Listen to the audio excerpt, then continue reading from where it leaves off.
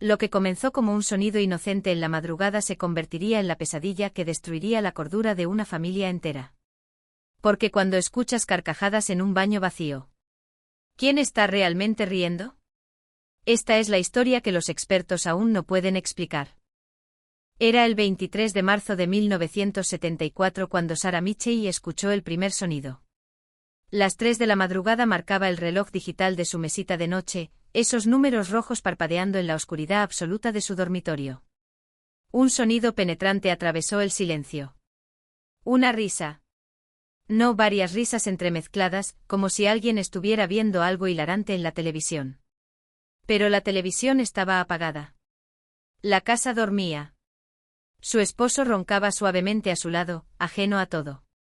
Sarah se incorporó lentamente sintiendo como cada vértebra de su columna crujía en protesta. El sonido venía del pasillo. Específicamente del baño. Se levantó descalza, el frío de las baldosas de madera enviando escalofríos por sus piernas desnudas. Cada paso era una eternidad. Las carcajadas continuaban, ahora más claras, más nítidas.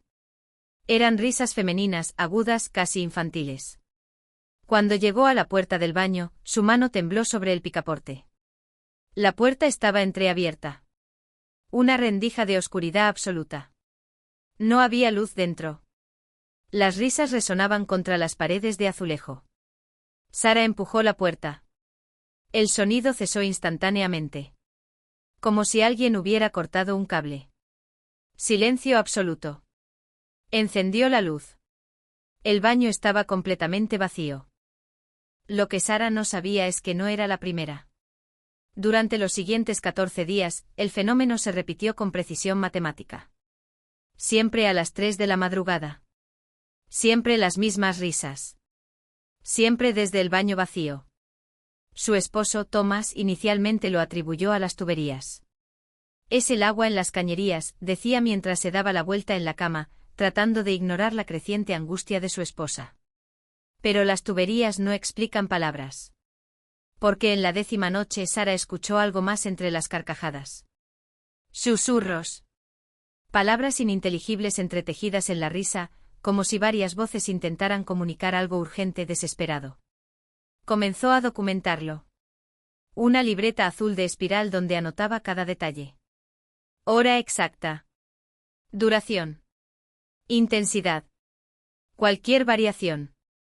Las entradas se volvieron más frenéticas con cada página. 3 y 2 minutos. 4 voces distintas. Una parece llamar mi nombre. Thomas empezó a preocuparse no por los sonidos, sino por Sarah. Su esposa apenas dormía, ojos hundidos rodeados de ojeras violáceas, sentada en el pasillo cada noche esperando el momento exacto. Pero en la noche número 15, algo cambió. Thomas también las escuchó. Y eso lo cambió todo. Lo que los Mitchell desconocían es que a 5 kilómetros de distancia, en el edificio de apartamentos Riverside, la familia Chen experimentaba exactamente lo mismo. Mismo horario. Mismas risas. Mismo baño vacío. Y 12 kilómetros al norte los Henderson. Y 18 al este los Kowalski. Un patrón invisible conectaba a 17 familias en toda la ciudad sin que ninguna lo supiera. No había comunicación entre ellas. No había redes sociales en 1974. Solo llamadas telefónicas y periódicos. Y nadie hablaba públicamente sobre voces en sus baños porque nadie quiere ser considerado loco. Fue el Dr. Marcus Webb, psiquiatra del Hospital General, quien comenzó a notar la correlación. Paciente tras paciente llegaban a su consulta con los mismos síntomas. Insomnio severo. Ansiedad paralizante. Miedo irracional a sus propios hogares. Y todos, absolutamente todos, mencionaban risas nocturnas. Webb era un hombre de ciencia, escéptico por naturaleza y entrenamiento. Pero la estadística no miente. 17 casos idénticos en menos de un mes no es coincidencia.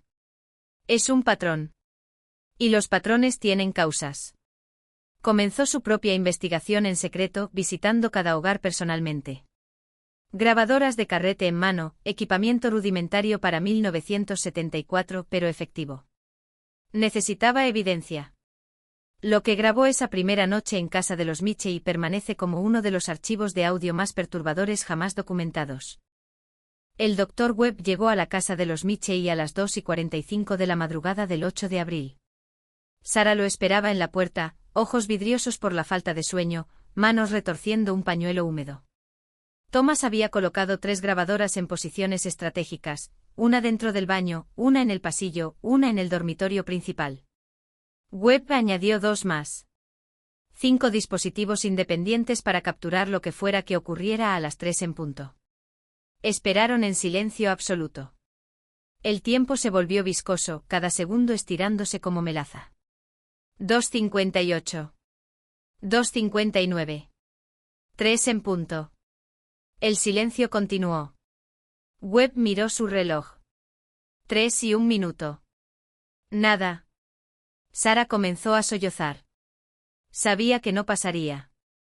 Sabía que pensarían que estoy loca. 3:02 minutos. Y entonces comenzó. Primero fue un sonido bajo gutural, como si alguien intentara contener la risa. Luego explotó. Carcajadas múltiples, superpuestas, resonando desde el baño con una intensidad que hacía vibrar las paredes. Webb sintió como el vello de sus brazos se erizaba.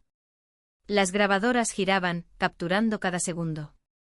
Las risas no sonaban como ninguna risa humana que hubiera escuchado antes. Había algo antinatural en el tono, en el ritmo. Y entonces, clara como el cristal, una voz femenina emergió del caos: «Ayúdanos». Las risas cesaron abruptamente. Silencio mortal. Webb corrió hacia el baño. Vacío. Completamente vacío.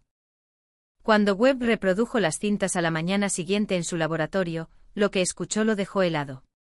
Las 5 grabadoras habían capturado las risas con perfecta claridad. Pero había algo más. Algo que el oído humano no detecta en tiempo real pero que las máquinas sí capturan. Por debajo de las carcajadas, a una frecuencia apenas audible, había un patrón. Una secuencia repetitiva. Un código. Webb ralentizó la cinta, amplificó las frecuencias bajas, y lo que emergió no eran palabras. Eran coordenadas. Números repetidos una y otra vez entre las risas. Una dirección. Una ubicación específica que Webb rastreó hasta un edificio abandonado en el distrito industrial, el antiguo Hospital Psiquiátrico Riverside, cerrado en 1952 tras un escándalo que la ciudad había enterrado deliberadamente. Las 17 familias afectadas vivían en edificios construidos sobre el antiguo sistema de alcantarillado del hospital. Un sistema que conectaba directamente con las salas de hidroterapia en el sótano. Webb encontró los registros archivados en el ayuntamiento. En 1949, 17 pacientes mujeres habían muerto ahogadas durante un tratamiento experimental, que salió terriblemente mal. Sus cuerpos nunca fueron reclamados. Fueron enterradas en una fosa común. Exactamente debajo de donde ahora estaban los baños de las familias aterrorizadas. Pero lo que Webb no sabía, lo que nadie sabía aún, es que las risas no eran un eco del pasado. Eran una advertencia del futuro. Las carcajadas continuaban cada noche. Pero ahora Webb sabía que no estaban riendo. Estaban gritando. Y lo que venía a continuación haría que desear que solo fueran risas.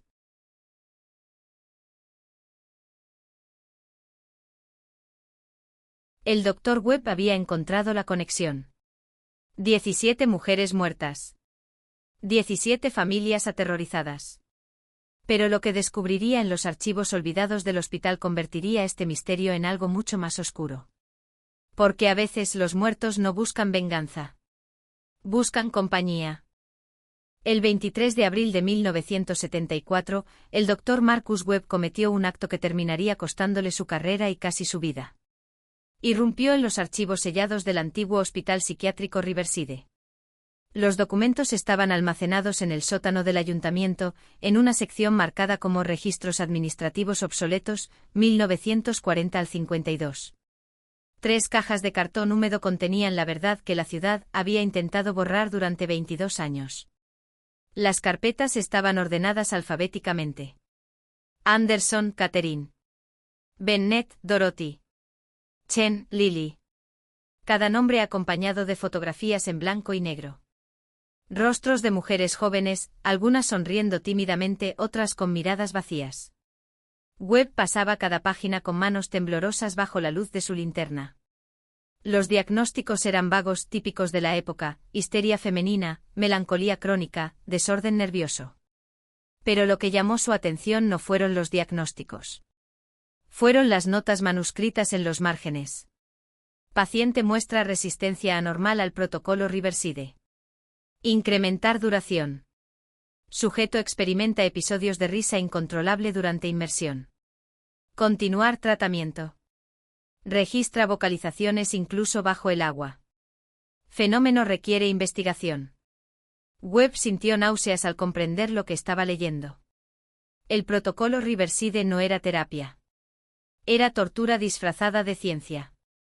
Y las risas que ahora atormentaban a las familias eran los últimos sonidos que estas mujeres habían emitido antes de ahogarse.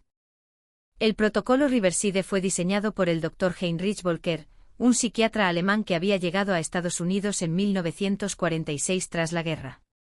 Su teoría era grotesca en su simplicidad: las enfermedades mentales podían ser ahogadas fuera del cuerpo mediante inmersiones prolongadas en agua helada. Las pacientes eran sumergidas en tinas especialmente diseñadas, sus cabezas mantenidas bajo el agua durante periodos cada vez más largos. Volker documentaba meticulosamente cada sesión. Webb encontró los registros de audio. Sí, habían grabado las sesiones. 52 carretes de cinta magnética almacenados en latas oxidadas. Se llevó 5 al azar, incapaz de cargar más. Esa noche en su oficina, reprodujo la primera. Lo que escuchó lo perseguiría por el resto de su vida. Primero, la voz monótona de Volker describiendo el procedimiento. Sujeto número 7, Dorothy Bennett, edad 23 años. Quinta inmersión del día. Duración objetivo, 4 minutos. Luego, el sonido del agua. Chapoteos. Y entonces risas. Risas burbujeantes distorsionadas por el agua. Las pacientes se reían mientras se ahogaban. No era alegría. Era un reflejo neurológico, una respuesta del cerebro privado de oxígeno. Pero Volker lo interpretaba como liberación del demonio interior. Las risas se volvían más frenéticas, más desesperadas, hasta que se convertían en gorgoteos. Silencio. Sujeto ha alcanzado estado de calma. Extraer y reanimar. Webb detuvo la grabación. Vomitó en la papelera de su escritorio. Pero tenía que continuar. Tenía que entender. El 29 de abril, algo cambió en los hogares afectados. Las risas ya no se limitaban a las 3 de la madrugada. Sarah Michey comenzó a escucharlas durante el día. En la ducha. Mientras se lavaba las manos. Cada vez que abría el grifo. Thomas instaló cerraduras en la puerta del baño, como si eso pudiera detener un sonido. No funcionó. La familia Chen se mudó a un hotel. Las risas los siguieron. El agua de la ducha del hotel reía. Webb visitaba cada hogar, tomando notas frenéticas, grabando cada manifestación. El patrón se estaba acelerando. Las risas duraban más tiempo. Se volvían más claras. Y comenzaron las apariciones físicas. La señora Henderson vio condensación en el espejo del baño formando palabras: ayuda. El señor Kowalski encontró la tina llena de agua helada cada mañana, aunque nadie la había llenado. Y todos reportaban la misma sensación: estaban siendo observados desde dentro del agua. La noche del 30 de abril, Webb recibió 17 llamadas de emergencia en una hora. Todas las familias simultáneamente. Las cañerías habían explotado en cada hogar al mismo tiempo. Agua helada inundando baños, dormitorios, pasillos. Pero no era agua normal. Tenía un olor. A metal oxidado y algo más. Algo orgánico en descomposición. Webb llegó primero a casa de los Michey. Sarah estaba de pie en medio de la inundación, el agua llegándole a los tobillos, señalando la pared del baño. Allí, escrito con condensación, números. Las mismas coordenadas que había encontrado en las grabaciones. Pero ahora había más. Una fecha: 5 de mayo 1974.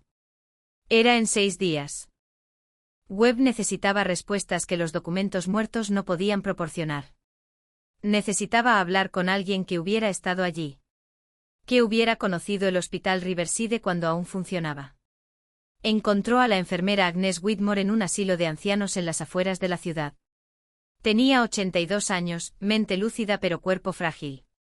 Cuando Webb mencionó el protocolo Riverside, Agnes comenzó a llorar. Intenté detenerlos, susurró con voz quebrada. Intenté decirles que estaba mal. Pero nadie escuchaba a las enfermeras en aquellos tiempos. Agnes había sido testigo de las 17 muertes. No habían sido accidentales. El 5 de mayo de 1949, el Dr. Volker había realizado lo que llamó el experimento definitivo. Sumergió a las 17 pacientes simultáneamente en las 17 tinas de la sala de hidroterapia. Todas conectadas al mismo sistema de drenaje. Todas al mismo tiempo. Las escuché reírse, Agnes temblaba mientras hablaba. Todas al mismo tiempo. Era como un coro de mente. Volker estaba eufórico. Decía que finalmente había encontrado la frecuencia correcta, que podía purgar la locura usando resonancia armónica. Pero no las sacó a tiempo. O no quiso sacarlas. Dejó que se ahogaran. Las 17. Y mientras morían, seguían riendo. Como si algo las hubiera poseído en esos últimos momentos. Agnes reveló algo más. Los cuerpos nunca fueron enterrados en una fosa común como decían los registros oficiales. Volker los había disuelto usando químicos industriales. Los vertió directamente en el sistema de alcantarillado. Las 17 mujeres literalmente se habían convertido en parte del agua de la ciudad. Webb salió del asilo con más preguntas que respuestas. Si los cuerpos habían sido disueltos, ¿qué estaba causando las manifestaciones? ¿Eran realmente los espíritus de las 17 mujeres? ¿O era algo más antiguo, algo que había usado sus muertes como portal? Y la pregunta más perturbadora, ¿qué significaba la fecha del 5 de mayo? Faltaban 3 días. Esa noche Webb no pudo dormir. Se quedó en su oficina revisando todas las grabaciones, todas las notas, buscando algo que hubiera pasado por alto. A las 3 de la madrugada exactas, su teléfono sonó. No respondió. Volvió a sonar. Y otra vez. Finalmente levantó el auricular. Silencio al otro lado. Luego, risas. Las mismas risas de las grabaciones. Colgó. El teléfono volvió a sonar inmediatamente. Esta vez, una voz, ven al agua, Marcus. Te estamos esperando. Corrió al baño de su oficina. El grifo estaba abierto, aunque él no lo había tocado. El agua fluía formando un remolino antinatural en el lavabo. Y en el espejo escrito con vapor imposible en una habitación fría, un mensaje, 5 de mayo. Medianoche. Riverside. Sé nuestro testigo. Webb comprendió entonces la horrible verdad. Las risas no eran una petición de ayuda. Eran una invitación. Y el 5 de mayo no era el aniversario de su muerte. Era el aniversario de su transformación. Y querían completarla. Webb tenía 3 días para decidir. Ignorar la invitación y condenar a las 17 familias a una eternidad de tormento. O acudir al hospital abandonado y enfrentar lo que fuera que esperaba en el agua. Pero había una tercera opción. Una que nadie había considerado. Una que requería descender al verdadero origen de esta pesadilla.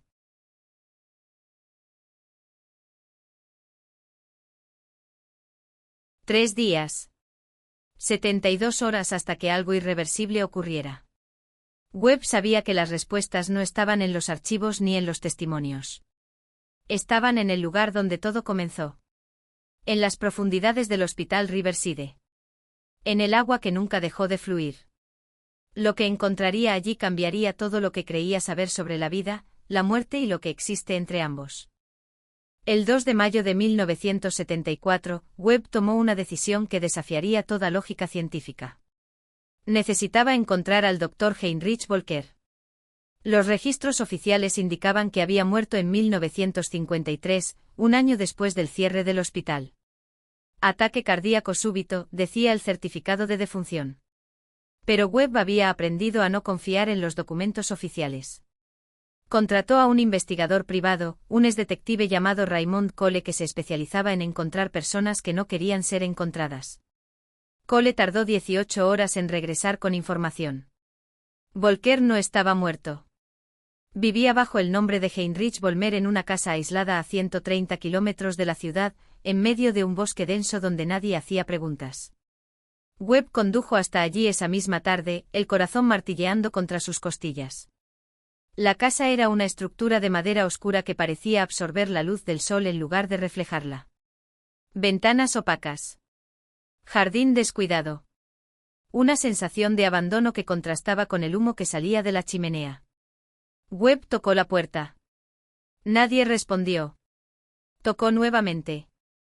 La puerta se abrió lentamente con un crujido. Un hombre anciano apareció en el umbral. Debía tener casi 80 años, espalda encorvada, cabello blanco ralo, pero sus ojos eran de un azul penetrante que destilaba una inteligencia perturbadora. Doctor Webb, dijo Volker con acento alemán todavía pronunciado. He estado esperándolo. Las voces me dijeron que vendría. Webb sintió que el suelo se movía bajo sus pies. ¿Cómo sabía su nombre? El interior de la casa era un museo de locura. Cada pared cubierta de diagramas, ecuaciones matemáticas, fotografías de patrones de ondas sonoras. Volker vivía solo, pero la casa parecía habitada por 1000 presencias invisibles. Siéntese, ordenó más que invitó, señalando una silla junto a una mesa repleta de grabadoras antiguas, algunas todavía funcionando, reproduciendo en bucle sonidos de agua y risas distorsionadas. Usted encontró mis archivos, Volker comenzó sin preámbulo. Leyó sobre el protocolo Riverside. Escuchó las grabaciones. Y ahora viene buscando respuestas. Pero está haciendo las preguntas equivocadas, doctor. La pregunta no es por qué murieron esas mujeres. La pregunta es que nacieron cuando murieron. Webb intentó hablar pero Volker levantó una mano marchita exigiendo silencio. Yo no inventé el protocolo. Lo descubrí. Existe desde hace milenios. Cada civilización antigua lo conocía. Los griegos lo llamaban catarsis y datos. Los egipcios purificación del Nilo. Los aztecas tenían sus propios rituales de inmersión. Volker se levantó con dificultad y caminó hacia una pared cubierta de fotografías. Imágenes de pozos antiguos, cisternas romanas, baños rituales japoneses, cenotes mayas. Todos conectados por líneas rojas que formaban un patrón geométrico. El agua no es solo H2O, Dr. Webb. Es un conductor. Un medio de transporte entre dimensiones de existencia. Y cuando un ser humano muere en el agua mientras experimenta un estado neurológico específico, una frecuencia particular de actividad cerebral, algo cruza. Algo entra. O algo sale. Las 17 mujeres no habían sido víctimas. Habían sido catalizadores. Volker había creado las condiciones perfectas para abrir lo que él llamaba un punto de resonancia. Las 17 muertes simultáneas, las 17 frecuencias cerebrales sincronizadas en el momento del ahogamiento, habían rasgado un agujero en la realidad. Y ese agujero estaba conectado al sistema de agua de la ciudad. El 5 de mayo no es una fecha aleatoria, continuó Volker, su voz temblando con una mezcla de orgullo y terror. Es un punto de convergencia astronómica. Cada 25 años, la posición de la Luna y ciertos planetas crea una configuración gravitacional que amplifica las propiedades conductoras del agua. Yo lo sabía. Por eso elegí esa fecha en 1949. Y ahora, 25 años después, el ciclo se completa. Webb finalmente encontró su voz. ¿Qué va a pasar? Volker se giró, sus ojos azules ahora brillando con algo que parecía demencia o iluminación, imposible distinguir cuál. Lo que debió pasar hace 25 años pero no tuve el valor de completar. Las 17 entidades que ahora habitan el agua no son los espíritus de esas mujeres. Son algo que usó sus últimos momentos de consciencia como puerta de entrada. Algo que ha estado esperando, creciendo, alimentándose de cada gota de agua que pasa por ese sistema de alcantarillado. Y el 5 de mayo a medianoche, cuando el agua alcance la frecuencia de resonancia perfecta, emergerán completamente. Webb sintió náuseas. ¿Emergerán cómo? ¿Qué son? Volker rió una risa seca y quebrada. Yo las llamo los ahogados. No tienen forma física propia. Necesitan recipientes. Cuerpos. Y han estado preparando a sus víctimas, a esas 17 familias, acondicionándolas psicológicamente, debilitando sus defensas mentales.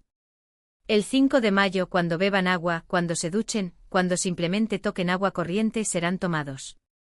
¿Poseídos? Y entonces los ahogados tendrán cuerpos físicos para caminar en este mundo. Webb se puso de pie bruscamente. Tiene que haber una forma de detenerlos. Por eso está vivo aún, ¿verdad? Para encontrar una solución. La expresión de Volker se oscureció. Hay una forma.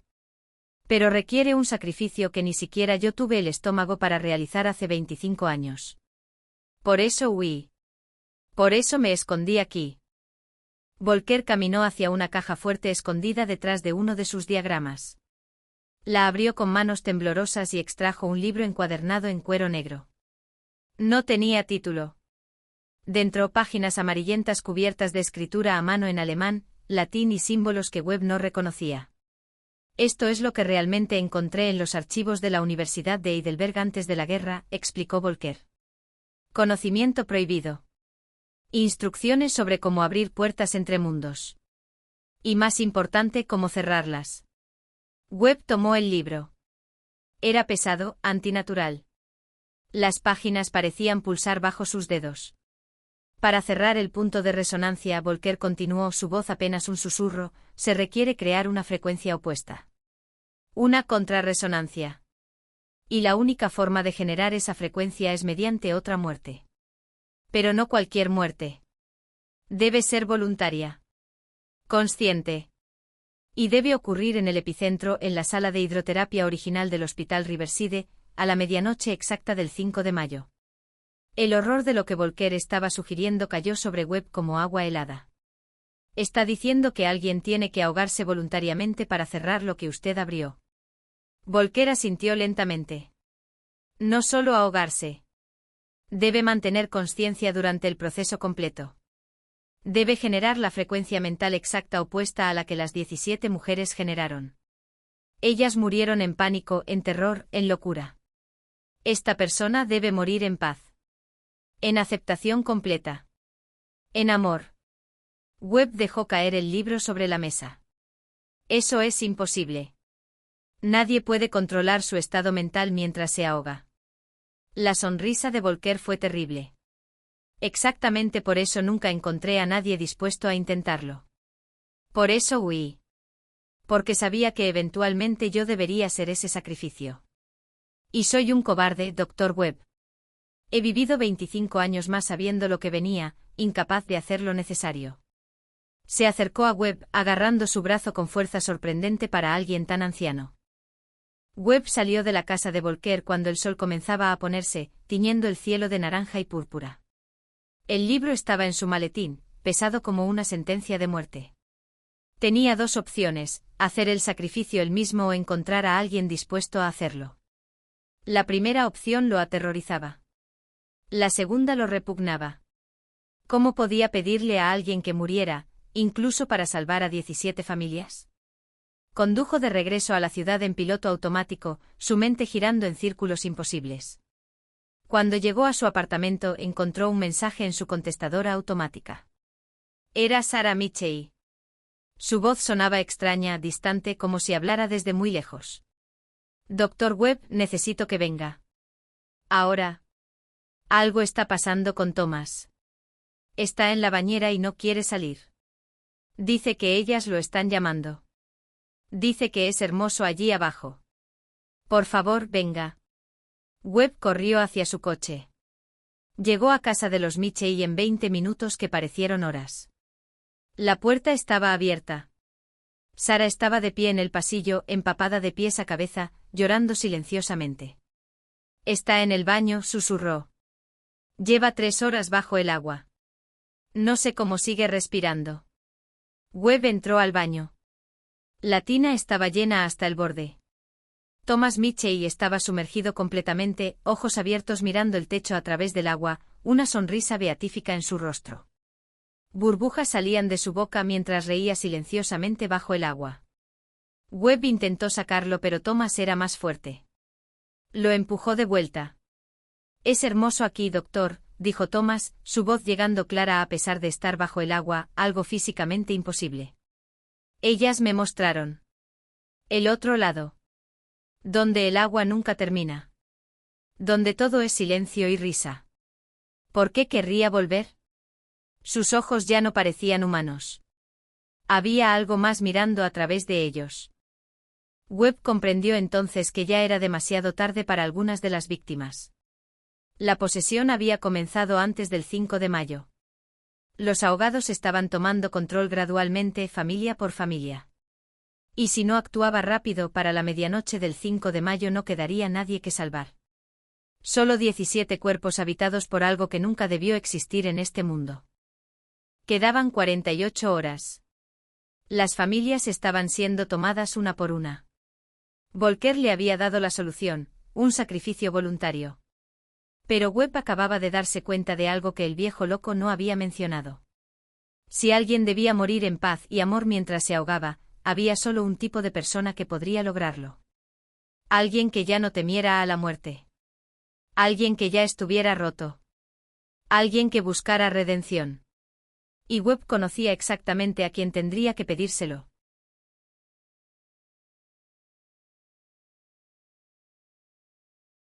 «48 horas. 16 familias al borde del colapso. Una solución imposible». Webb sabía quién debía hacer el sacrificio, pero pedirle a alguien que muriera ahogado en paz requería encontrar a una persona sin nada que perder. O peor aún, alguien que buscara activamente la muerte. Lo que no sabía es que esa persona lo había estado buscando a él durante días. El 3 de mayo de 1974, a las 6 de la mañana, Webb recibió una llamada del asilo donde vivía Agnes Whitmore. La anciana enfermera había sufrido un ataque de pánico severo durante la noche, gritando sobre agua en sus pulmones, sobre risas que no la dejaban dormir. Cuando Webb llegó, la encontró sentada en su cama, lúcida pero frágil como cristal, con una maleta empacada a sus pies. «Sé lo que necesita, doctor», dijo antes de que él pudiera hablar. «Y sé que vine a buscarlo a mí». Webb se sentó lentamente en la silla junto a su cama. «Agnes, yo no». Ella levantó una mano deteniéndolo. «Tengo 82 años. He vivido 33 años más de lo que merecía. Cada día desde el 5 de mayo de 1949 ha sido prestado. Robado. Mientras esas 17 mujeres permanecieron atrapadas en ese estado intermedio por mi cobardía». Sus ojos se llenaron de lágrimas. «Yo estuve allí, doctor Webb. Vi cómo Volker las mantuvo bajo el agua demasiado tiempo. Pude haberlo detenido. Gritar. Llamar a alguien. Pero tenía miedo de perder mi trabajo. Mi reputación. Así que me quedé callada y las dejé morir». Webb sintió un nudo en la garganta. «Agnes, usted no puede cargar con esa culpa». Era joven. Estaba asustada. Vivíamos en tiempos diferentes. Agnes negó con la cabeza. «Las excusas no devuelven la vida, doctor. Pero una muerte puede equilibrar 17. Especialmente si es la muerte correcta». Ella sabía. De alguna forma, sin que Webb le dijera nada, Agnes Whitmore sabía exactamente qué se necesitaba. «Las voces me lo dijeron», continuó. «Me visitaron anoche. No para aterrorizarme. Para pedirme que completara lo que debí hacer hace 25 años. Que eligiera el lado correcto esta vez». Webb abrió su maletín y sacó el libro de Volker. Se lo mostró a Agnes. Ella lo tocó con reverencia, como si fuera sagrado. «¿Cuánto tiempo tengo para prepararme?», preguntó con voz firme. 36 horas, respondió Webb. Agnes asintió. «Suficiente. Necesitaré enseñarle algo antes. Algo que nunca le conté a nadie. El verdadero motivo por el que esas mujeres reían mientras morían». Agnes llevó a Webb a un lugar que él nunca esperó, su propia casa, abandonada desde que ingresó al asilo 5 años atrás. La estructura victoriana estaba en decadencia, pintura descascarada, jardín invadido por maleza. Pero Agnes caminó con propósito hacia el sótano. Allí, en cajas polvorientas, guardaba su propio archivo secreto. Diarios personales. Fotografías que había tomado clandestinamente. Y algo más perturbador, grabaciones de audio que había hecho sin permiso de Volker. Volker no fue el único que documentó el protocolo, explicó Agnes mientras abría una caja. Yo también lo hice. Porque sabía que algún día necesitaríamos evidencia de lo que realmente ocurrió. Sacó un carrete de cinta y lo colocó en una grabadora antigua que milagrosamente aún funcionaba. Esta grabación es del 4 de mayo de 1949. Un día antes del experimento final. Es de Dorothy Bennett, la más joven de las pacientes. 23 años. Diagnosticada con melancolía tras la muerte de su hijo en el parto. La grabadora comenzó a reproducir. Primero, la voz de Agnes, joven y temblorosa. Dorothy, ¿puedes decirme qué ves cuando estás bajo el agua? Silencio. Luego, la voz de Dorothy, extrañamente serena. Veo a mi bebé, Agnes. Me está esperando. Dice que el agua es el camino. Que si cruzo completamente podré estar con él para siempre. Por eso me río. Porque finalmente voy a casa. Agnes detuvo la grabación. Ninguna de esas mujeres quería ser salvada, Dr. Webb. Todas habían perdido algo. Alguien. Hijos muertos. Esposos que las abandonaron. Familias que las internaron para deshacerse de ellas. Para ellas, el agua no era tortura. Era promesa. Webb sintió que todo encajaba con horrible claridad. Volker no las mató. Las ayudó a cruzar. Pero algo salió mal. Agnes asintió. Exactamente. Las mantuvo demasiado tiempo en ese estado intermedio. Entre la vida y la muerte. Entre este mundo y lo que sea que exista más allá del agua. Y ahora están atrapadas allí. No completamente muertas. No completamente vivas. Conscientes pero sin cuerpo. Y desesperadas por terminar lo que comenzaron. El 4 de mayo a medianoche, Webb y Agnes llegaron al hospital psiquiátrico Riverside abandonado. El edificio era un monumento a la decadencia, ventanas rotas, paredes cubiertas de grafiti, olor a humedad y abandono. Pero el sótano permanecía intacto, sellado por tablones de madera que Webb tuvo que arrancar con una palanca. Las escaleras descendían hacia oscuridad absoluta. Encendió su linterna. El haz de luz reveló la sala de hidroterapia exactamente como Volker la había dejado 25 años atrás. 17 tinas de porcelana blanca, ahora manchadas de óxido y moho, dispuestas en un círculo perfecto. Todas conectadas por tuberías visibles que convergían en un drenaje central. El aire estaba pesado, denso, como si respiraran bajo el agua. Agnes caminó hacia el centro del círculo, sus pasos resonando en el espacio vacío. Aquí es donde murieron, susurró. Aquí es donde tengo que morir yo. Webb comenzó a preparar el ritual siguiendo las instrucciones del libro de Volker. Necesitaban 13 velas negras dispuestas en posiciones específicas alrededor de la tina central. Agua bendecida con sal marina. Y algo más perturbador, grabaciones de las voces originales de las 17 mujeres reproducidas simultáneamente para crear la frecuencia de resonancia inversa. Agnes se cambió a una bata blanca simple, descalza, preparándose como si fuera una ceremonia sagrada. Tengo miedo, admitió finalmente, su voz quebrándose por primera vez. Webb tomó sus manos. No tiene que hacer esto, Agnes. Podemos encontrar otra forma. Ella sonrió tristemente. No la hay. Y lo sabe. Además, he estado preparándome para este momento durante 25 años. Cada oración. Cada confesión. Cada acto de bondad. Todo fue para estar lista para este instante. Para poder morir en paz cuando llegara el momento. Miró el reloj. 11 de la noche. 1 hora para medianoche. 1 hora para el final. Webb llenó la tina central con agua. El líquido era helado, fluyendo de tuberías que no deberían funcionar en un edificio abandonado. Pero funcionaban. El agua conocía el camino. Agnes se sentó en el borde de la tina, sus pies tocando la superficie. Tembló. Es exactamente como lo recuerdo, dijo.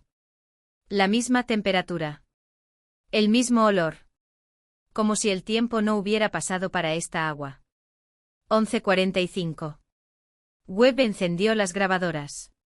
Las voces de las 17 mujeres comenzaron a reproducirse, superponiéndose, creando un coro fantasmal de risas y lamentos. Agnes cerró los ojos, respirando profundamente, entrando en algo parecido a meditación. Había estudiado técnicas de relajación, visualización, preparándose mentalmente para mantener la calma durante lo que vendría. Webb leyó en voz alta las palabras del libro fonéticamente sin entender su significado pero sintiendo su poder vibrar en el aire. 11:52. Las velas comenzaron a parpadear aunque no había corriente de aire. La temperatura del sótano descendió abruptamente. Webb podía ver su propio aliento.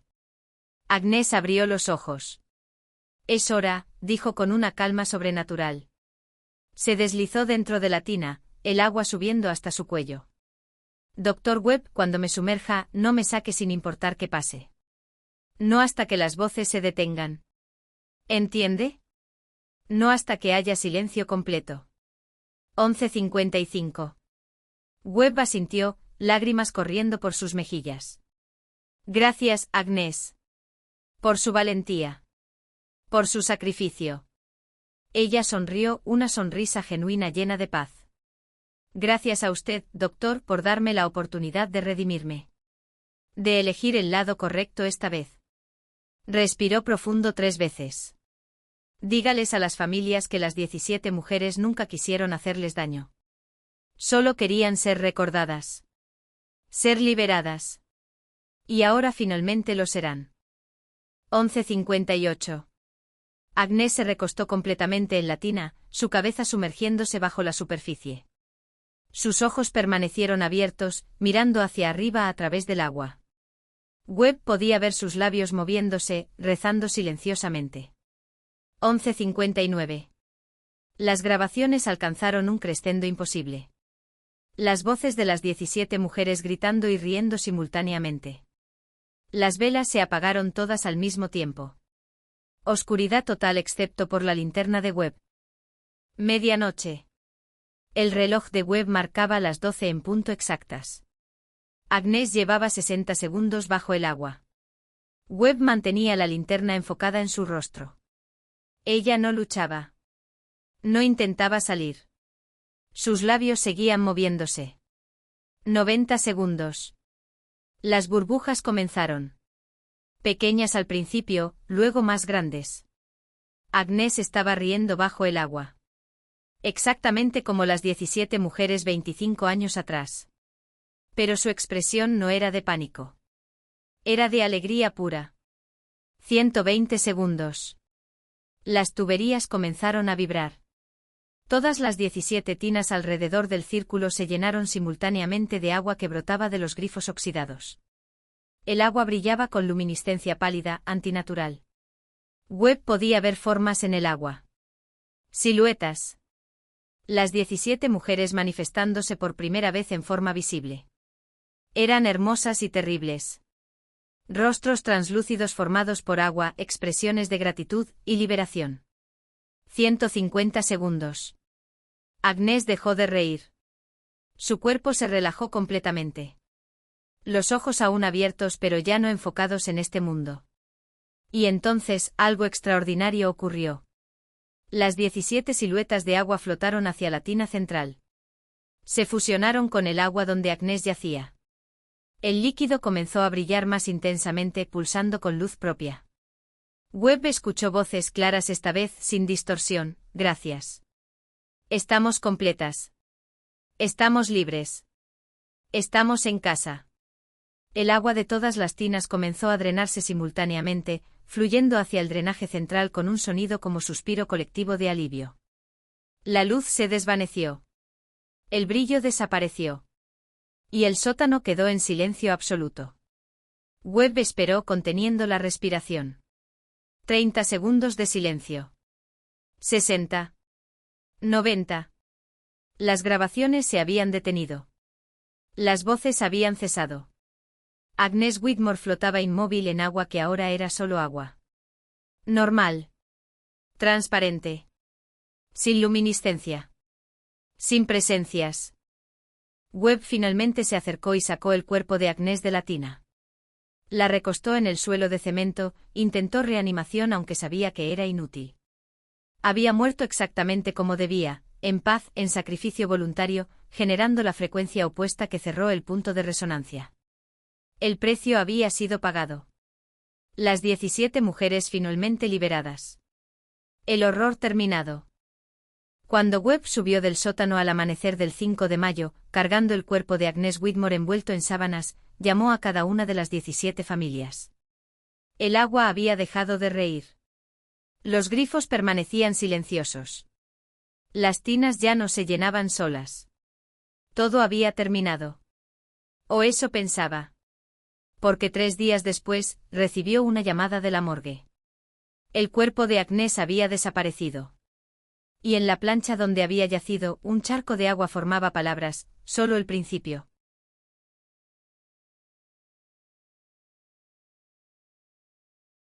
Agnes había muerto para cerrar el portal. Las familias habían sido liberadas. El horror había terminado. Pero cuando su cuerpo desapareció de la morgue dejando solo agua y un mensaje, Webb comprendió la terrible verdad: no había cerrado nada. Había abierto algo mucho peor. Porque las 17 mujeres nunca buscaron venganza. Buscaban compañía. Y ahora, finalmente, la tenían. El 8 de mayo de 1974, el Dr. Marcus Webb entró en la morgue del Hospital General a las 7 de la mañana. El forense jefe, Daniel Mars, lo esperaba con expresión de perplejidad absoluta. No lo entiendo, Marcus, dijo mientras lo guiaba por pasillos de acero inoxidable y luces fluorescentes. El cuerpo estaba en refrigeración. Temperatura constante de 2 grados centígrados. Puerta sellada. Cámaras de seguridad funcionando. Y simplemente desapareció entre las 3 y las 4 de la madrugada. Llegaron a la cámara frigorífica número 7. La puerta estaba abierta. La plancha de acero donde había descansado Agnes Whitmore estaba vacía excepto por un charco de agua que desafiaba toda lógica física. El agua no se evaporaba. No se drenaba. Permanecía allí formando letras perfectas como si alguien la hubiera escrito con pincel invisible, solo el principio. Webb se acercó, las piernas temblándole. Tocó el agua con un dedo. Estaba helada pero no congelada. Y en el instante en que su piel hizo contacto, escuchó risas. Las mismas risas. Pero diferentes. Ahora había 18 voces en lugar de 17. Dios mío, susurró Webb.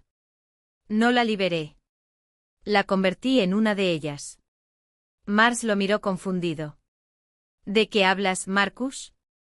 Pero Webb ya estaba corriendo hacia la salida, su mente procesando las implicaciones. El sacrificio no había cerrado el portal. Lo había fortalecido. Agnes no había muerto redimida. Había muerto convirtiéndose exactamente en lo que intentaba detener.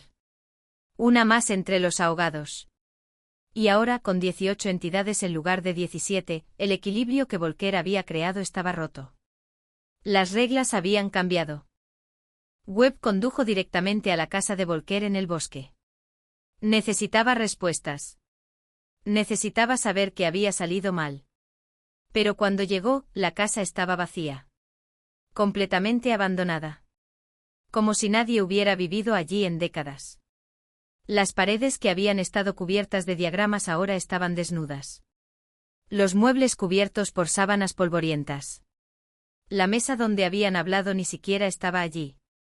Webb sintió que la realidad se desdibujaba a su alrededor. ¿Había imaginado todo?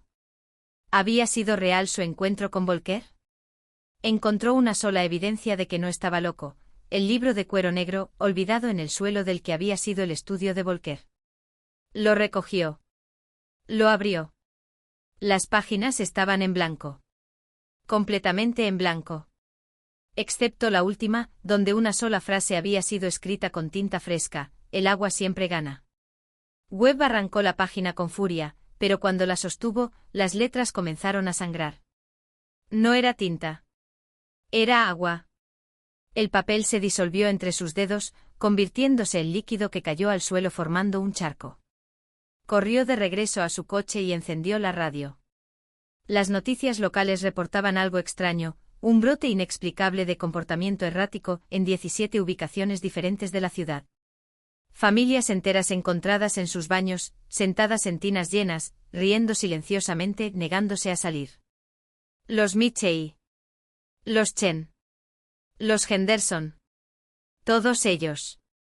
Webb sintió que el suelo se abría bajo sus pies. El sacrificio de Agnes no los había salvado. Los había condenado. Porque ahora los ahogados tenían 18 puntos de poder en lugar de 17. Y estaban reclamando lo que siempre había sido suyo, los cuerpos de los vivos. Webb regresó al ayuntamiento, al archivo donde había encontrado los documentos originales del Hospital Riverside. Necesitaba verificar algo.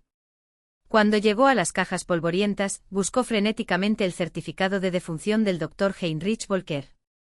Lo encontró. Fecha de muerte, 5 de mayo de 1953. Causa, ahogamiento. Cuerpo encontrado en la tina de su casa.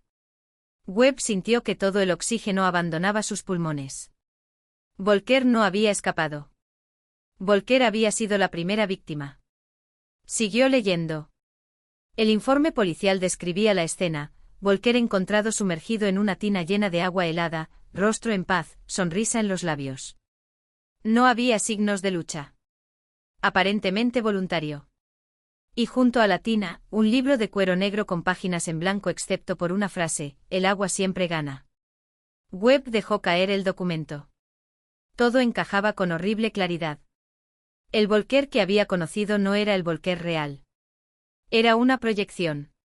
Una manifestación de los ahogados usando los recuerdos y la imagen del doctor para manipularlo. Habían orquestado todo. La solución del sacrificio. La preparación del ritual. La muerte de Agnes. Todo diseñado no para cerrar el portal sino para abrirlo completamente. Agnes no había sido la 18. Era la llave. La única pieza que faltaba. Una muerte voluntaria, consciente, de alguien con conexión directa a las 17 originales. Su sacrificio no había equilibrado las muertes. Las había completado.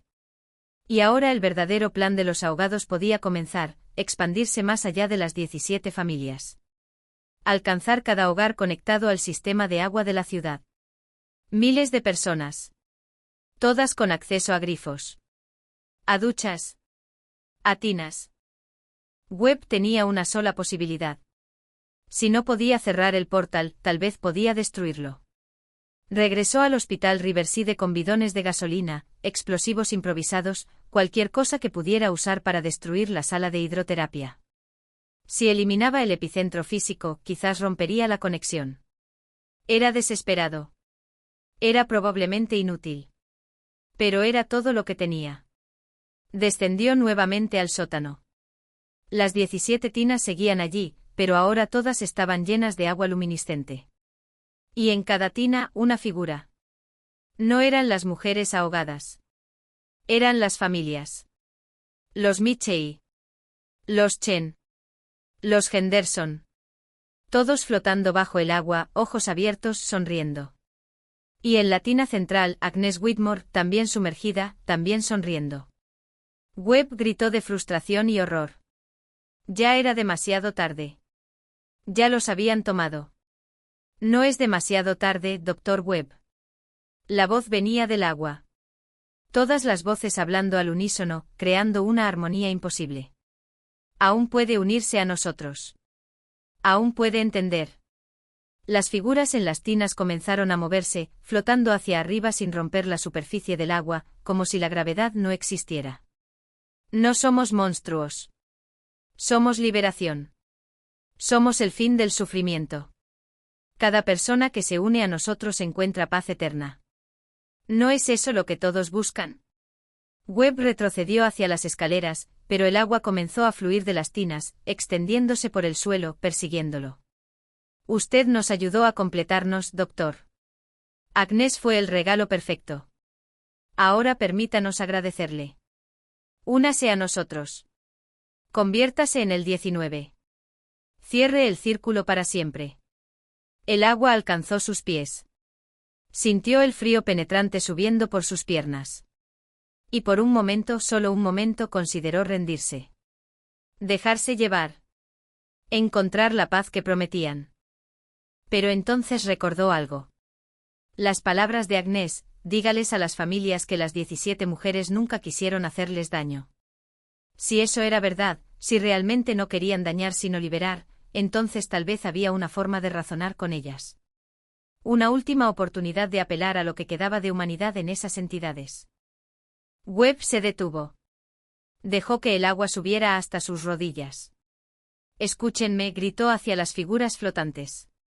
Si realmente fueron víctimas. Si realmente solo buscan paz. Entonces pruébenlo. Liberen a estas familias. Tómenme a mí en su lugar. Un intercambio. 18 por 1. Dejen que ellos regresen y yo me quedaré como su testigo. Como su guardián. Como el que mantendrá viva su memoria en el mundo de los vivos. El agua se detuvo. Las voces callaron. Por primera vez desde que todo comenzó, hubo silencio absoluto. Luego las figuras en las tinas comenzaron a desvanecerse. Una por una. Los Michel y los Chen, los Henderson, todas las familias se disolvieron en agua pura que drenó hacia el suelo, dejando las tinas vacías. Solo Agnès permaneció flotando en la tina central. Ella emergió de pie sobre el agua, translúcida pero visible. Dr. Webb, dijo con voz que resonaba como 1000 ecos, su oferta es aceptada. Pero no de la forma que piensa. Agnès extendió una mano hacia él. No necesitamos su cuerpo. Necesitamos su voz. Necesitamos que cuente nuestra historia.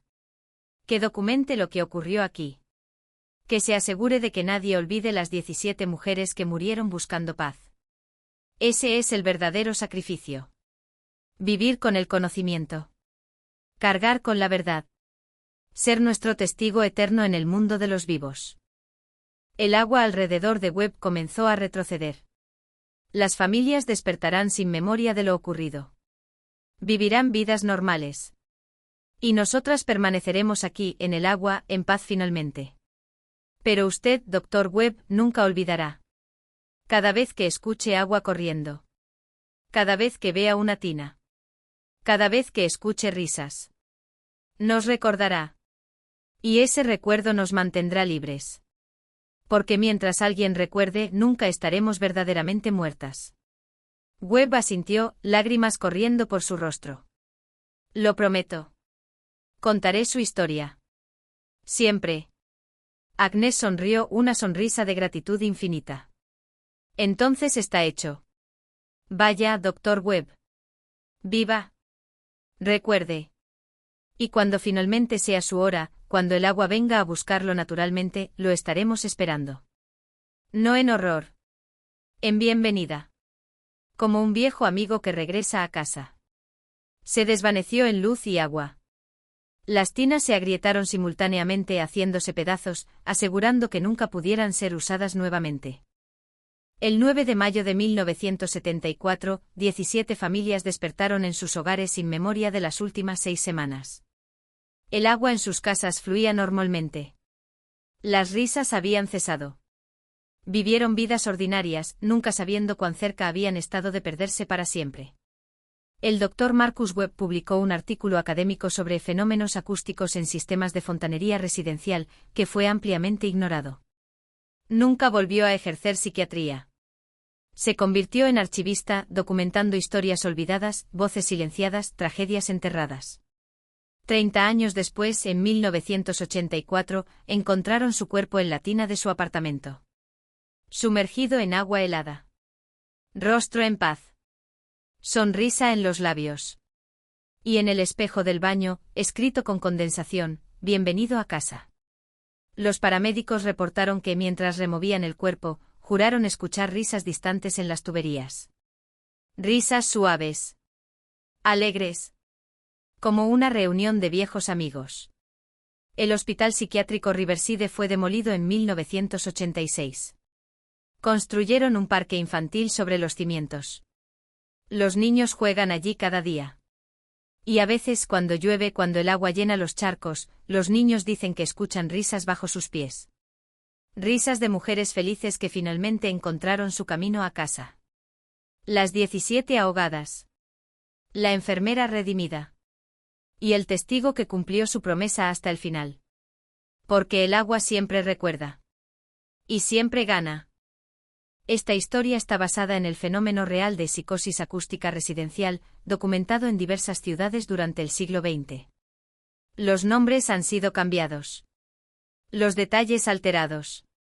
Pero si alguna vez en la quietud de la noche escuchas risas viniendo de tu baño vacío, recuerda que el agua tiene memoria. Y lo que una vez se ahogó en ella, nunca verdaderamente muere.